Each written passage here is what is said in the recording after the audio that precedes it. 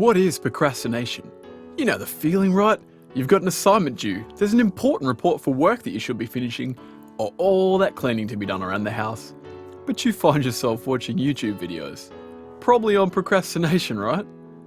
Or maybe watching TV, playing computer games, or scrolling through social media to find out what your closest 1,000 friends had for breakfast. Procrastination refers to the act of putting off something that's important or necessary in the short term, but carrying out less urgent activities instead. This can involve putting off impending tasks to a later time, sometimes leaving it to the last minute before a deadline.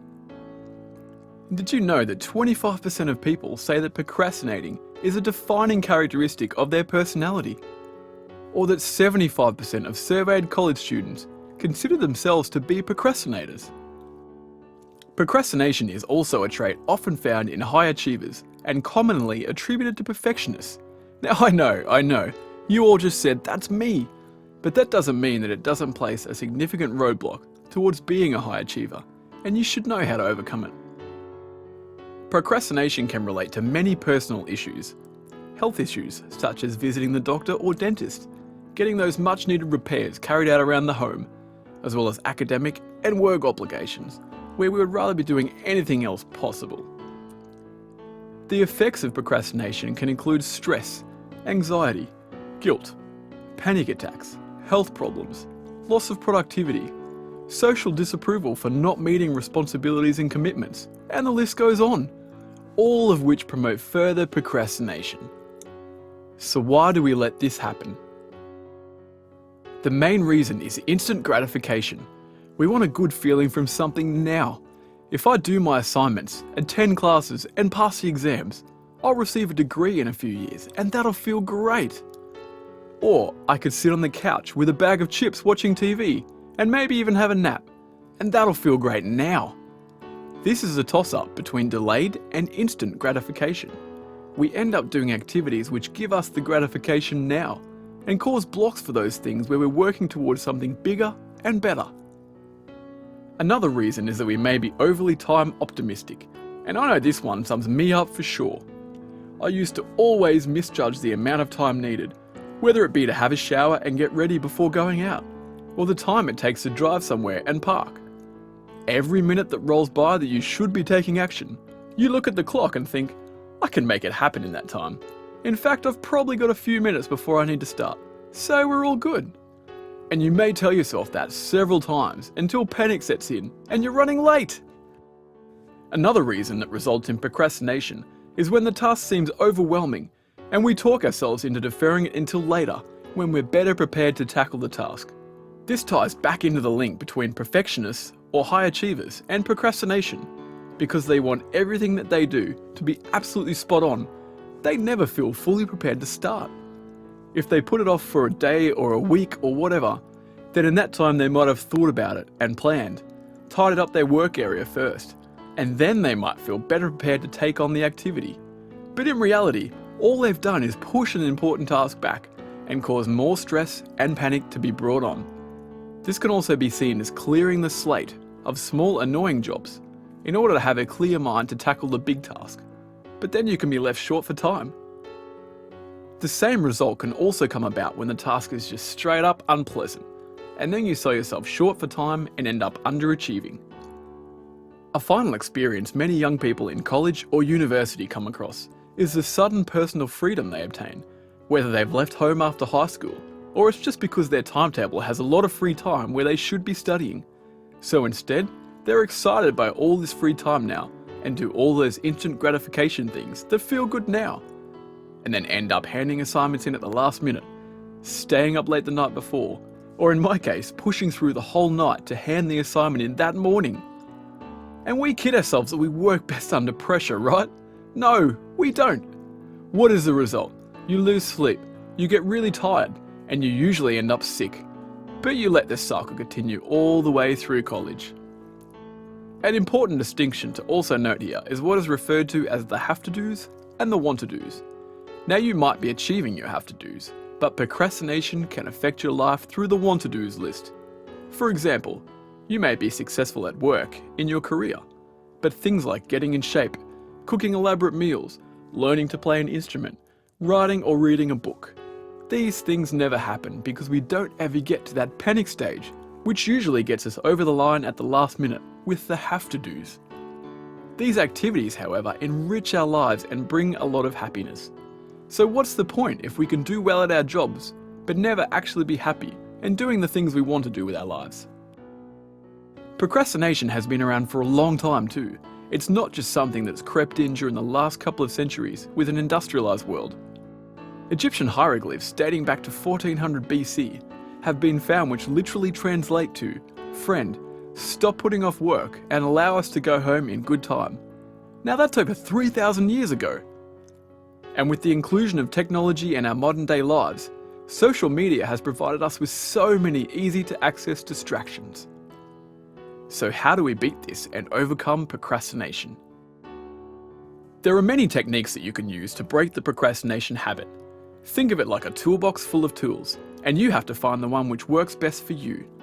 Different tools will suit different people and the way they mentally respond, and the more you can utilise, the better. So let's look at a few. You can visualise the great feeling that you will get on completion of the task. This allows a simulated release of that endorphin rush you'll feel and positive feelings from the accomplishment. The visualisation gives your mind a taste for that feeling and can help with the motivation to get all the way there. Conversely, if you work better from the fear or panic, you can simulate this feeling by visualising the effects of not completing the task, and that might motivate your mind to jump into action to avoid that panic and negative feeling in full force. Everyone responds differently to different triggers, whether positive or negative. Personally, I prefer to focus on the positive feeling and that endorphin rush of success, but that's entirely up to you. You can also break down a large task into a series of smaller tasks or steps. Rather than going to the gym, think of it as putting your shoes on, driving to the gym, warming up with a brisk walk on a treadmill, and then the thought of more strenuous exercise should be less daunting because you're already into your session and warmed up. Similarly to this, some people prefer the just started idea, where no matter how great the task, you dive in and commit to just 15 minutes to get started. Quite often, you'll find that you'll develop some momentum and end up doing more than 15 minutes. If not, reevaluate. Some people prefer to apply the just started method to the hardest part of the task. Don't think about it, just dive in and then you might have gained the momentum you needed for the rest of the day. Another tactic is to set artificial time limits to instill a false sense of urgency. It is a common theory that the time to complete a task will fill the entire time allocated for it. And if you think you work well under pressure, we'll move the real deadline to a false one and focus on that, creating your own urgency for the new deadline. Have that assignment or report due on Monday morning? Well, rather than watching TV all day Saturday, only to stay up all Sunday night to finish it off, why not set yourself a false deadline of Friday night and make yourself believe it? This way, Thursday and Friday should be your panic time, where you push through with urgency. If you make it, you've just freed up the weekend for leisure activities as a reward for your hard work. Which is actually another tactic, to set rewards for yourself when you achieve something that you've set. Focus on your own reward rather than the long-term success that goes along with having that task completed on time. You can reframe the task in a more positive way. Instead of, I should really clean up all this mess in the spare room because it looks bad. How about, today, I get to transform this room into a space that I can use for a recording studio, a reading room, a games room, a gym, whatever you would be excited about. Therefore, you're not just focusing on the negative of a messy room and a heap of junk that you need to tidy up, but instead on the future possibility of what you're going to use the space for. That of course is only one example, but it can be framed to suit your situation.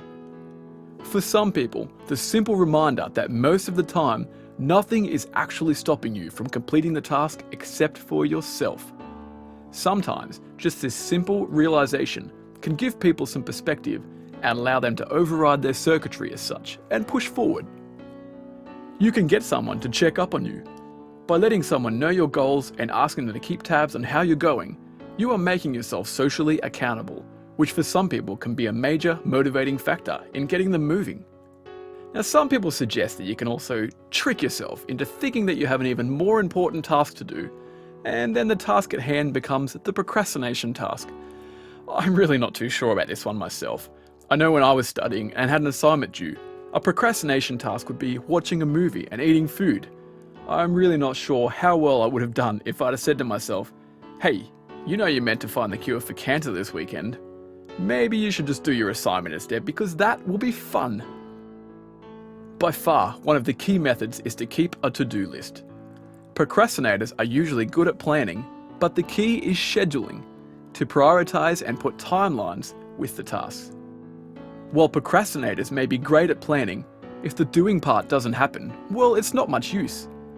It's not that procrastinators don't like the concept of doing. They look at the plan and think, this is going to be great.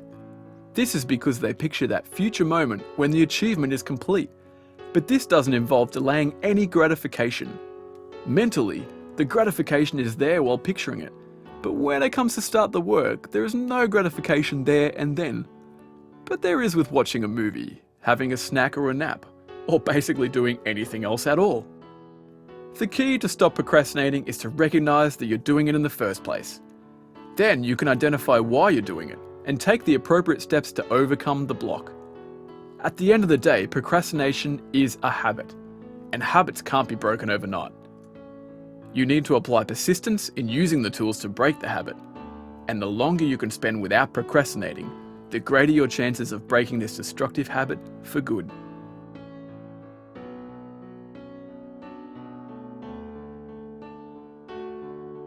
I hope that you got some useful tips from watching this video. Please let me know if you would like to see more just like this one. While I love personal development and the idea of making our lives better, it's also good to know that people want to watch what you're making. So if you do, please subscribe to the channel and I'll be sure to keep some creative and interesting content coming your way. Thanks guys.